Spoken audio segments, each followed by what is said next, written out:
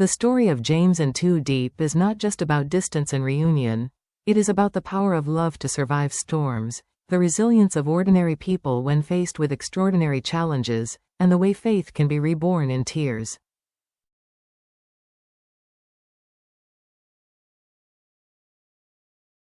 A morning like any other. The first drops of rain tapped gently against the old tiled roof.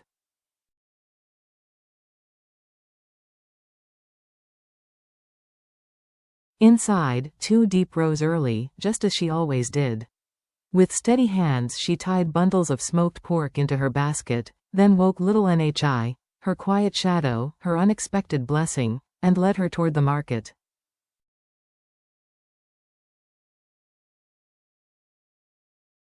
The day was long. Beneath the sagging canvas roofs, amid the noisy chorus of bargaining voices, Two Deep's soft call rose and fell.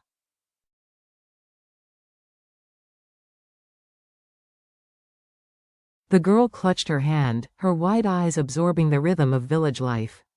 It was a hard life, fragile, yet not without its glimmers of warmth. A stranger's kind smile, a neighbor pressing extra coins into her palm simply to help.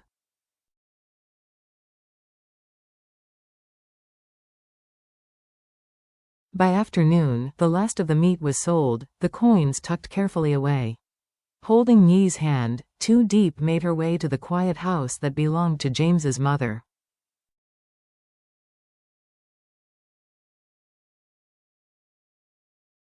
The drizzle had left it looking lonely, but when the door opened, warmth spilled out like a blessing.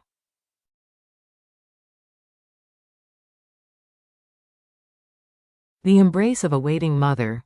James's mother greeted them with eyes that immediately softened at the sight of the little girl.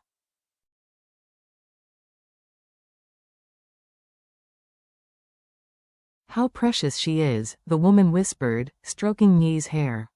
The child nodded shyly, answering questions about school and life with Two Deep.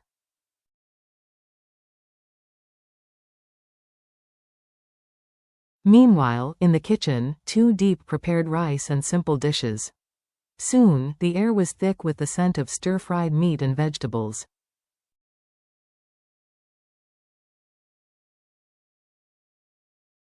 At the table, laughter came easily. James's mother weaving stories about her son who was far away, working himself to exhaustion.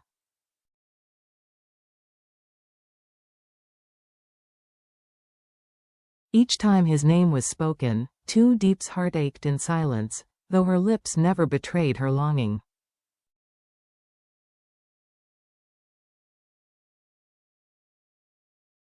Then fate intervened. The phone rang. Two Deep's hands trembled when she saw the name, James.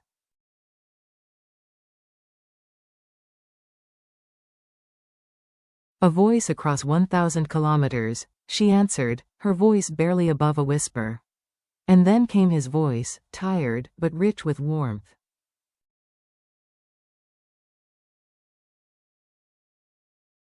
"Two Deep," James said. "I am coming home. All the paperwork is finished. In just a few days, I'll be back in Vietnam."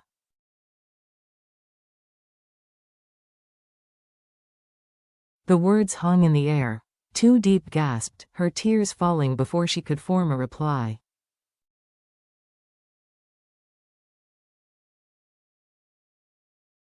Beside her, James's mother reached eagerly for the phone. "Let me hear him," she whispered, her own voice breaking as she cried, "James, my son, you are really coming back?"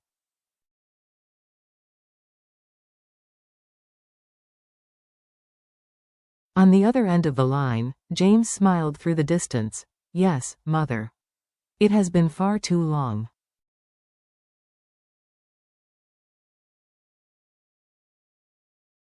"I'm coming home, to both of you." In that small room, with rain falling softly outside, 3 lives were bound together again by longing and love.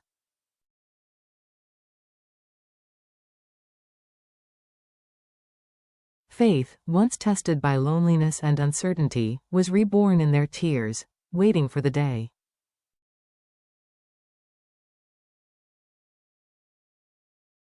The days that followed were filled with nervous sweetness.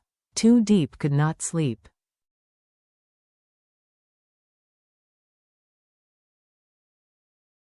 Each night, after NHI had drifted off, she sat at the wooden table, staring at the lamp, imagining James stepping off the plane.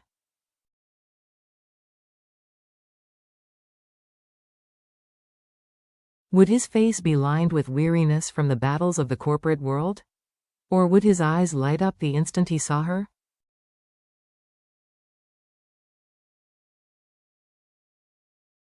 James's mother, too, was restless. She rose early, cleaning corners already spotless, preparing extra blankets, checking rice jars, as though a perfectly kept home could ease her son's return.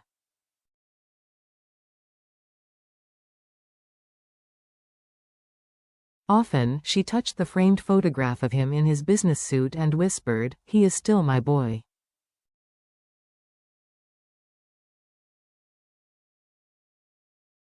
The airport reunion. Finally, the day came. The airport was crowded, the air thick with overlapping voices and the rattle of rolling luggage.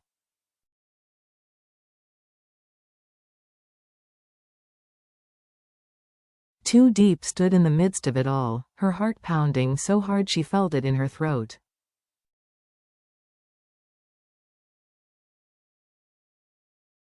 NHI clutched her hand, eyes wide with curiosity.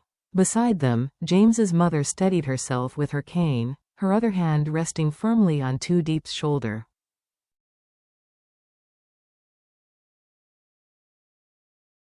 Then, across the hall, a familiar figure appeared.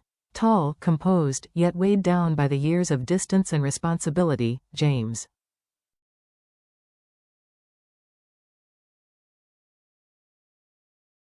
For a heartbeat, he seemed a stranger. But then his gaze found Too Deep, and in an instant, everything dissolved.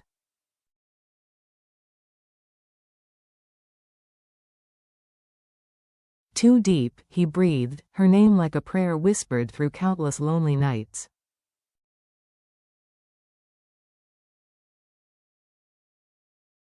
She froze, overwhelmed. But when NHI tugged her hand and whispered, "Is that Uncle James?" Too Deep broke.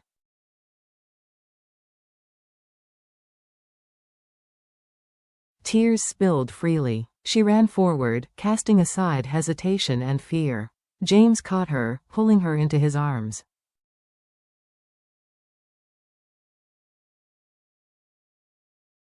The world blurred, the noise, the glances, the flight announcements. All that remained was the warmth of her against his chest, the scent of home in her hair.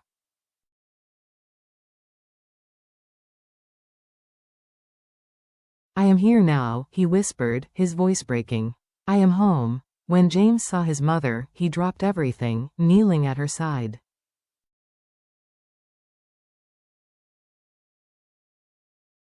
"Mother," he said, hoarse with emotion. She touched his face, traced the lines of fatigue, and through her tears smiled.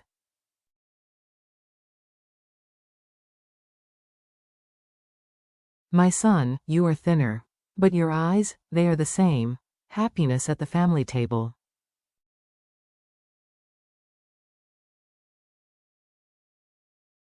That night, in the warmth of his childhood home, the family shared their first meal together in years.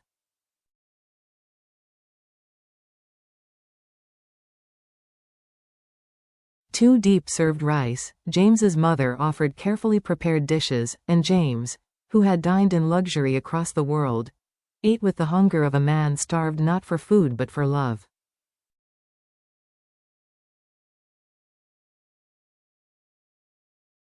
Every bite, every laugh, every tear was proof. Happiness had returned. Yet even in joy, shadows lingered.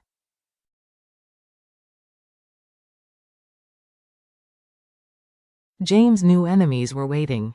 The company he had built was fragile, crumbling under sabotage and betrayal.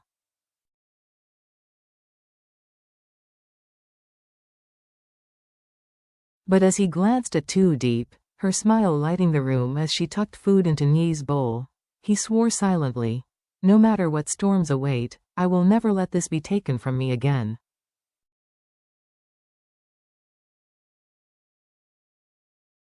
Shadows of the past. The days that followed were almost dreamlike. Mornings brought tea and sunrises.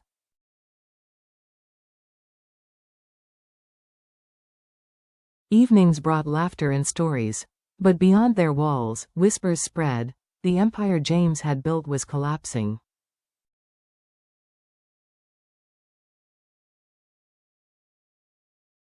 Rivals circled. Investors pulled out. And at the center of it all was a name James had avoided for years, John.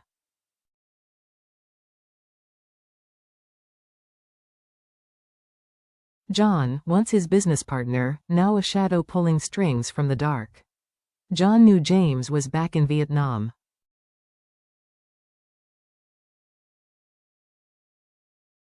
He knew about Too Deep. And he had not forgotten the betrayal that had torn them apart.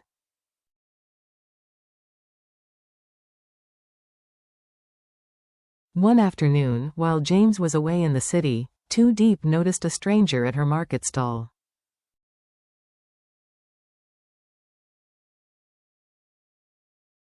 Well-dressed, smiling coldly, he examined her pork without buying. "You must be Too Deep," he said casually.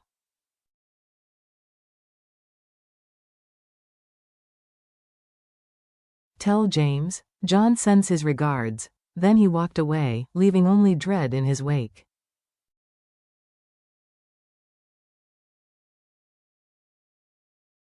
That night, when James returned, Too Deep told him what had happened. His face darkened instantly.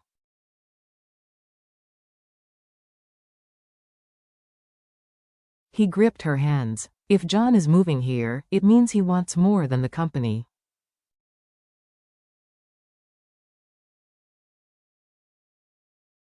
He wants to hurt me, and that means he might try to hurt you." Fear flickered in her eyes, but she lifted her chin.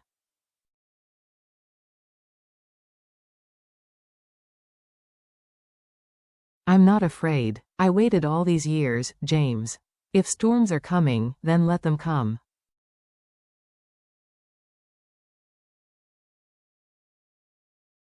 I will not leave you." He looked at her for a long moment, as though memorizing her courage.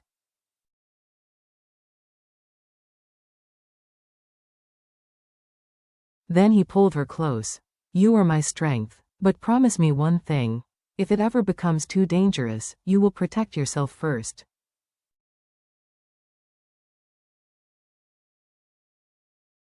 "I can fight John. But I cannot lose you." Lessons from their journey. The story of James and Too Deep is not just about distance and reunion.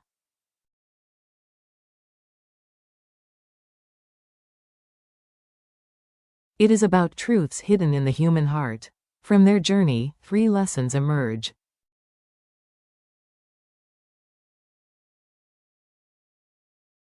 Love that endures distance. Affection that survives separation is not weakened but made stronger by patience and trust.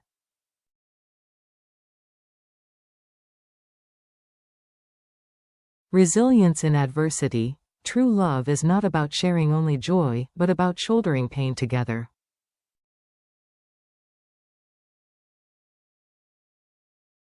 Faith reborn in tears. Faith is not only in each other but in the path they walk.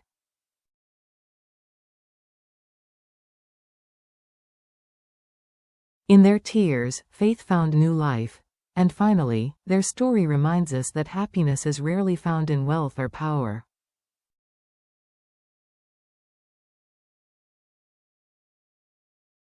It blooms in the simplest places: a shared meal, a child's laughter, a mother's embrace.